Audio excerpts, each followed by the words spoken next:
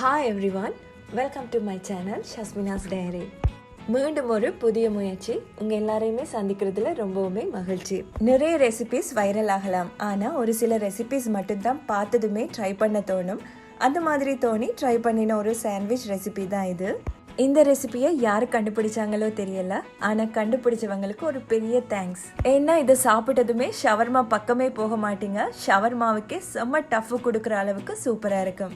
இந்த ஈஸியான ரொம்ப டேஸ்டியான சாண்ட்விச் ரெசிபி எப்படி செய்யலாம்னு பார்க்கலாம் வாங்க.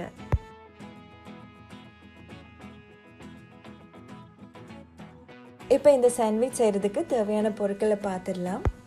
இதுக்காக நான் ஸ்லைஸ் பிரெட் எடுத்து வச்சுருக்கேன். நீங்கள் செய்ய போகிற ஸ்டஃபிங்கோட அளவுக்கு ஏற்ற மாதிரி இதில் பான் துண்டுகளை சேர்த்துக்கொள்ளுங்க. அடுத்ததாக 100 கிராம் அளவு போன்லெஸ் சிக்கனை இந்த மாதிரி குட்டி குட்டி பீஸா கட் பண்ணி எடுத்து வச்சுருக்கேன். கூடவே மீடியம் சைஸில் 2 முட்டை எடுத்துக்கொள்ளுங்க. அண்ட் இது கூடவே காரத்துக்காக ஒரு 4-5 காஞ்ச மிளகாய், அண்ட் அது கூடவே ஒரு 5-6 பல்லு பூண்டும் எடுத்துக்கொள்ளுங்க. அண்ட் இது கூடவே மீடியம் சைஸில் ஒரு வெங்காயம் எடுத்து இந்த மாதிரி குட்டி குட்டி பீஸா கட் பண்ணி எடுத்து வச்சுருக்கேன். அடுத்ததாக இதுக்காக நீங்கள் எந்த வெஜிடபிள்ஸ் வேணாலும் சேர்த்துக்கொள்ளலாம். இதுக்காக நான் ஒரு சின்ன துண்டு கோவா எடுத்து இந்த மாதிரி குட்டி குட்டி பீஸா கட் பண்ணி எடுத்து வச்சுருக்கேன். அண்ட் இது கூடவே ஒரு கேரட்டையும் ஸ்க்ரேப் பண்ணி எடுத்துக்கொள்ளுங்க. அடுத்ததாக காரத்துக்காக பச்சை மிளகாய், அது கூடவே வாசனைக்காக கொஞ்சமாக கொத்தமல்லி இலையும் இந்த மாதிரி சின்ன சின்ன பீஸா கட் பண்ணி எடுத்து வச்சுருக்கேன். இப்போ இதை எப்படி செய்யலாம்னு பார்த்துடலாம். இதுக்காக ஒரு இட்லி சட்டி எடுத்துக்கொள்ளுங்க. இதில் கொஞ்சமாக தண்ணி சேர்த்து ஒரு துண்டு லெமனும் அது கூட ஒரு 3-4 கராம்பும் சேர்த்து விட்டுக்கொள்ளுங்க.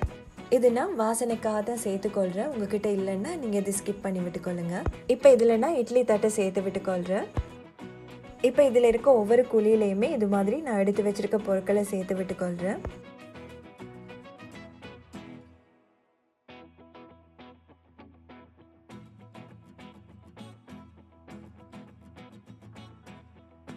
அடுத்ததாக முட்டையை சேர்க்கும் போது பார்த்தீங்கன்னா இந்த முட்டையை ஒரு பவுலில் உடைச்சே சேர்த்து விட்டுக்கொள்ளுங்க.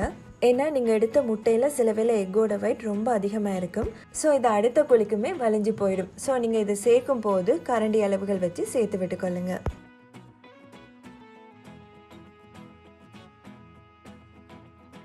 இப்போ இந்த சிக்கனுக்கும் எக்குக்கும் தேவையான அளவு உப்பு சேர்த்து விட்டுக்கொள்கிறேன்.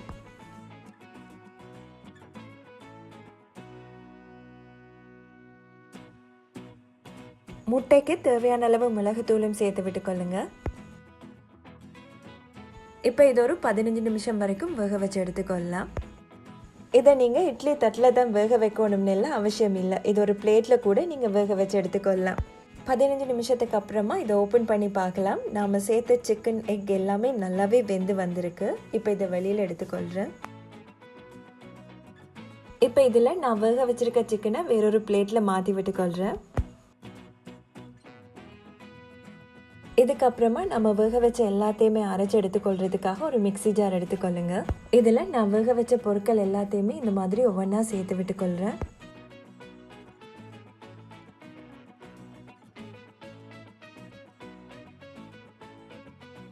இது கூட நான் 2 துண்டு சீஸ் சேர்த்து விட்டுக்கொள்கிறேன். இது ஆப்ஷன் தான், இதுக்கு பதிலாக நீங்கள் தயிர் கூட சேர்த்து விட்டுக்கொள்ளலாம். கூடவே இதில் ஒரு 1/4 கப் அளவுக்கு ஃப்ரெஷ் மில்க் சேர்த்து விட்டுக்கொள்ளுங்க. இதை நீங்கள் சேர்க்கும் போது பார்த்தீங்கன்னா மொத்தமாக சேர்க்காம கொஞ்சம் கொஞ்சமாக அரைச்சி எடுக்கும் போது சேர்த்துக்கொள்ளுங்க. அதாவது நாம் சேர்த்த எல்லாமே ஒரு க்ரீமி டெக்ஸ்சர் வரும் வரைக்கும் பால் சேர்த்து கொஞ்சம் கொஞ்சமாக அரைச்சி எடுத்துக்கொள்ளுங்க. இப்போ பார்த்தீங்கன்னா இது எல்லாத்தையுமே நல்ல பேஸ்ட்டாகவே அரைச்சி எடுத்தாச்சு. இப்போ இது ஒரு ஓரமாக இருக்கட்டும். அடுத்ததாக ஒரு பவுலில் நான் வேக வச்சு எடுத்து வச்சுருக்க சிக்கனை இந்த மாதிரி குட்டி குட்டி பீஸா பிச்சு எடுத்துக்கொள்கிறேன்.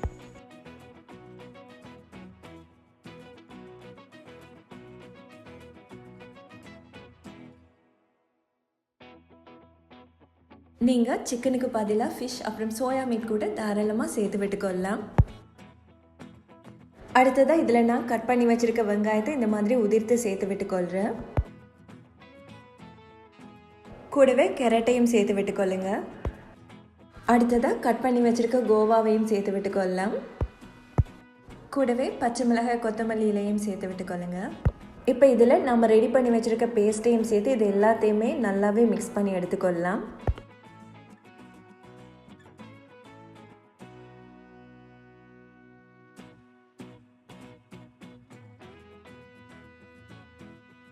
இப்போ இதில் காரத்துக்கு ஏற்ற மாதிரி கொஞ்சமாக மிளகாத்தூள் சேர்த்து விட்டுக்கொள்கிறேன். இதில் நாம் சிக்கனையும் முட்டையும் வேக வைக்கும்போது ஏற்கனவே உப்பு சேர்த்தோம் இல்லையா, ஸோ இதில் உப்பு சேர்க்கும்போது கொஞ்சம் பார்த்தே சேர்த்து விட்டுக்கொள்ளுங்க. இப்போ இதோட கன்சிஸ்டன்சி பார்த்தீங்கன்னா இந்த மாதிரி இருக்கணும். அதாவது இது ரொம்ப டைட்டாகவும் இருக்கக்கூடாது அண்ட் தண்ணி தன்மையாகவும் இருக்கக்கூடாது. இதுக்கப்புறமா நான் எடுத்து வச்சுருக்க ப்ரெட்டோட ஓரங்களை இந்த மாதிரி கட் பண்ணி எடுத்துக்கொள்கிறேன். இதை கட் பண்ணணும்னு எல்லாம் அவசியம் இல்லை, இது பார்க்குறதுக்கு அழகாக இருக்கிறதுக்காக இதை நான் கட் பண்ணி எடுத்துக்கொள்கிறேன். இதே மாதிரி மீதம் இருக்க எல்லா பான் துண்டுகளையுமே கட் பண்ணி எடுத்துக்கொள்ளுங்க.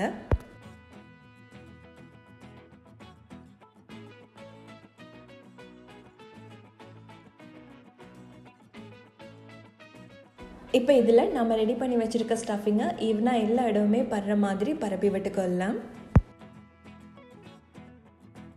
ஸ்டஃபிங் வைக்கும்போது பார்த்தீங்கன்னா இது நல்ல திக்கான லேயராக வச்சுக்கொள்ளுங்க.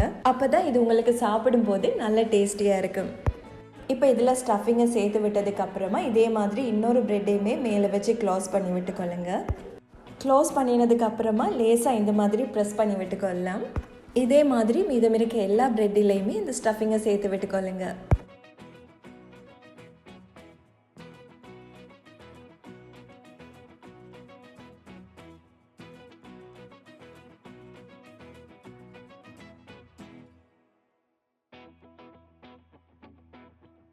இந்த மாதிரி எல்லா ப்ரெட்டையுமே ரெடி பண்ணி எடுத்ததுக்கப்புறமா இதை டோஸ்ட் பண்ணி எடுத்துக்கொள்ளலாம்.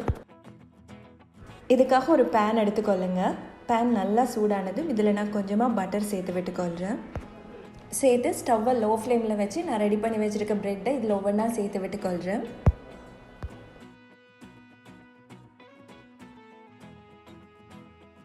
இப்போ இதோட கீழ் பகுதி நல்லா வெந்து டோஸ்ட் ஆனதுக்கப்புறமா இதை அடுத்த சைட் மாற்றி விட்டுக்கொள்ளலாம்.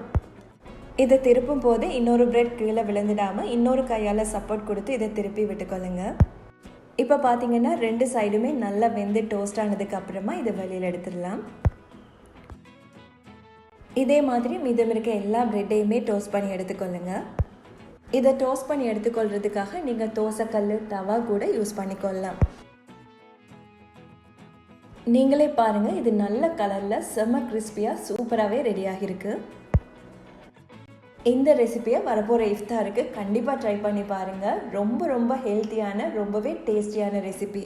இதை நீங்கள் ஒரு முறை செஞ்சு பாருங்கள். அப்போ நீங்கள் எப்போ சிக்கன் வாங்கினாலும் ஒரு 4 பீஸ் இதுக்காகவே எடுத்து வைப்பீங்க. அந்த அளவுக்கு இதோட டேஸ்ட் ரொம்ப அருமையாக இருக்கும். இந்த முயற்சிக்கான பலன் உங்கள் அன்பான ஆதரவும் அழகான சொற்களும் தாங்க. முயற்சி செய்கிறவங்களுக்கு கை கொடுக்கணும்னா உங்கள் அன்பானவங்களுக்கு ஷேர் பண்ணுங்கள், தோள் கொடுங்க. இதே போல மீண்டும் ஒரு புது முயற்சியில் முடிந்தால் சந்திப்போம். அதுவரை மகிழ்ச்சியாக வாழ்வோம், முடிந்தால் வாழ வைப்போம். Bye bye.